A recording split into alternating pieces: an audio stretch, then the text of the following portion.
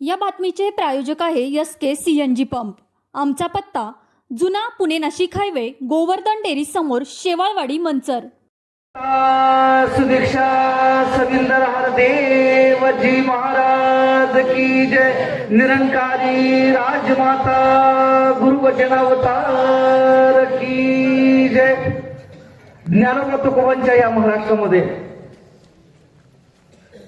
या प्रकारे तुम्हा आम्हाला या सत्याचा आवाज देण्याचं नवकार्य संत निरंकारी मिशन करत नाही,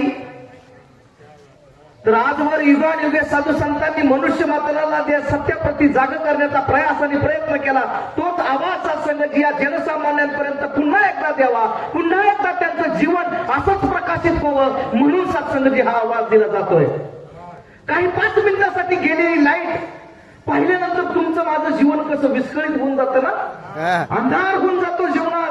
काय करावं काय सुचत नाही, सगळं ठप्प होऊन जातं. कुठं जावं, काय करावं, कसं बसावं मन लागत नाही. अक्षरशः तुमची गडबड उडून जाते.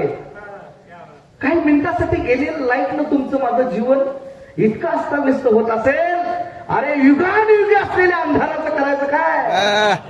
माणसाच्या जीवनात जो अज्ञानाचा अंधार युगानुयुगाने पसरलाय त्याचं करायचं काय? आणि तो युगानुयुगे पसरलेला अज्ञानाचा अंधकार दूर करण्यासाठी कोण येत असतात तर ते संत येत असतात महाराज. कारण संतांजवळ सत्याचा प्रकाश असतो. ते सत्याचा प्रकाश घेऊन येतात आणि खऱ्या अर्थानं तुमच्या माझ्या मनाचा दिवा प्रज्वलित करून तुम्हा आम्हाला स्वयंप्रकाशित करण्याचं काम करत असतात महाराज. भक्तीच्या नावाखाली तुम्ही आम्ही काय करत नसू काय हो? सगळे जर भक्ती करतात पण त्या भक्तीत देव नसेल तर त्या भक्तीचं करायचं काय? महाराज म्हणाले की पाहिल्या विना मन ना मानी, मानल्या विना प्रेम नसे, प्रेमा विना भक्ती न होई, नाव भक्तीविन करत नसे. अरे कशाच्या बेसवर आमचा परमार्थ चालू आहे? हे नाही केलं तर मग कसं होईल? प्रेमाने बोल. अरे कसं होणार आहे? तू नको करू. म्हणजे हे नाही केलं तर काय होईल, हे नाही केलं तर काय होईल? इतक्या सत्संगाची, इतक्या क्षुल्लक गोष्टींवरती आमचा अध्यात्म, आमचा परमार्थ, आमची भक्ती आधारित असावी, हे संतांना अपेक्षित असावं.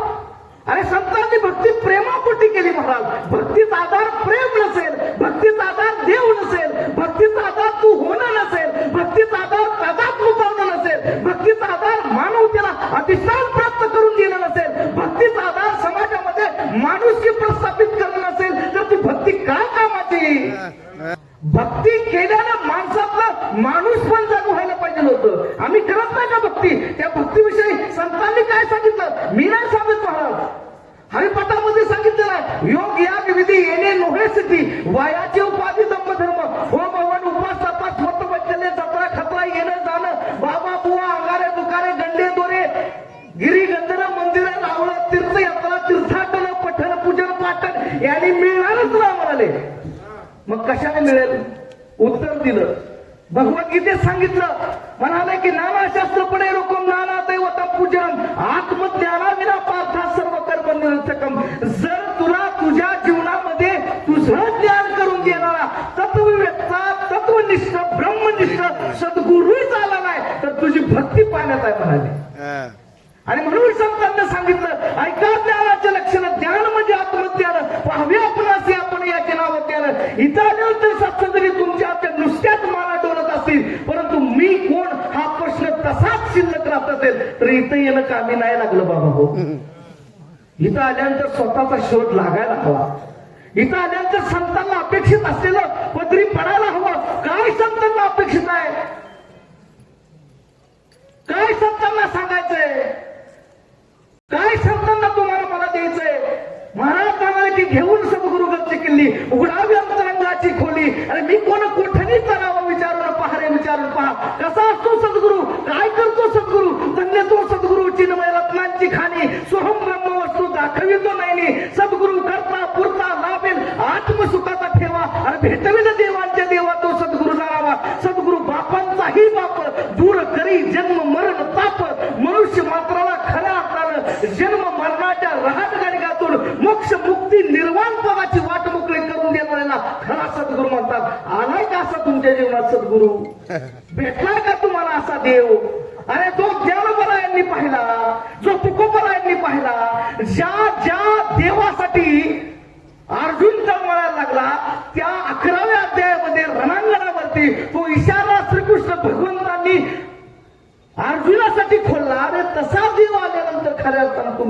कल्याण होणार आहे हो. नाहीतर आंधळ दळतं कुत्र पीठ खातं असं होईल महाराज. भक्ती रोकडा सावताय. गोड गोड बोलून महाराज आले पाकिट घेऊन निघून गेले. आमचं दुखणं आहे तीच प्रेमाने बोला. अरे पण दुखण्या उपचार कोण करणार? मी कोण आहे याचा शोध लागेल न लागेल हे पुढचा भाग आहे. पण मी आहे की हो, मी आहे आणि मी कसा आहे हे सांगणारे संत तुमच्या माझ्या जीवनात यायला हवे. आणि संत निरंकारी मिशनच्या वतीनं हा आवाज दिला जातोय, बाबा हो ते सत्य जाणून घ्या. महात्मा म्हणाले योग याग निधी येणे होय सिद्धी. आता जाणारे करा कल्याण असे सांगती वेद पुराण. बाबा हो जाणून घ्या. हे सहज इथपर्यंत आलेलं नाही. आता तरी ओळखा, आता तरी जाणून घ्या.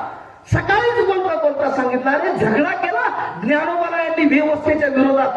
बंड उभारलं, बंड पुकारलं आणि मग ते फडक्यात बांधून ठेवलेलं परमार्थ, फडक्यात बांधून ठेवलेला देव जनसामान्यांसाठी आणि बहुजनांसाठी खुला करण्यासाठी जो लढा ज्ञानोबा यांनी उभा केला ना, त्या लढ्याला पूर्णत्वास नेण्याचं काम संत निरंकारी. नाहीतर अधिकारच नव्हता हो, अधिकार नव्हता, मक्तेदारी होती महाराज. देव जागायचा नाही, प्रश्न विचारायचा नाही, अर्थ लावायचे नाही, चिकित्सा करायची नाही, शास्त्रार्थ करायचा नाही. अरे करावा लागेल, विचार करावा लागेल. मला हे पचनी पडतंय का याची कसोटी करावी लागेल आणि मी माझ्या ठाई जागं व्हावं लागेल आणि मला माझ्या प्रश्नाचं उत्तर मिळवावं लागेल. तुम्हाला तुमच्या प्रश्नाचं उत्तर मिळलं तर आजची सत्संग केल्याचं सार्थक झालं. महाराज म्हणाले ही करावी आपली आपण सोडवण, आपली सोडवण आपल्यालाच करावी लागल. नाहीतर मजा बनवून झाल्यानंतर करायचं काय? प्रेमाने बोला. 2 मिनिटात एक उदाहरण सांगतो, तुमच्या सगळ्यांची रजा घेतो. सत्संगाची एक कामगार खाली काम करत होता. बिल्डिंग मधनं मालकानं बघितलं कामगार खाली काम करतोय. मालकाला खाली कामगार काम करत होता, त्याला काहीतरी सांगायचं होतं. तो आवाज द्यायचा प्रयत्न करायचा, परंतु कामगाराला आवाज जात नव्हता. त्यांनी काय केलं, खिशातली एक 50 रुपयाची नोट काढली खाली सोडली. प्रेमाने बोला. 50 रुपयाची नोट काढली खाली सोडली. खाली नोट सोडल्यानंतर मालकाला वाटलं नोट वरून कुठून आली हे बघण्यासाठी तरी कामगार माझ्याकडे बघल. 50 रुपयाची नोट खाली सोडल्यानंतर वर बघण्याऐवजी खालच्या कामगारानं काय केलं, ती नोट घेतली खिशात घातली. प्रेमाने बोला. वर बघायचा संबंध झाला नाही. त्याला वाटलं काय राव, मी एवढी नोट पाठवली तरी वर बघा. परत त्यानं 200ची काढली खाली सोडली. 200ची नोट काढली खाली सोडली. कामगारानं ती पण उचलली खिशात घातली. प्रेमाने बोला.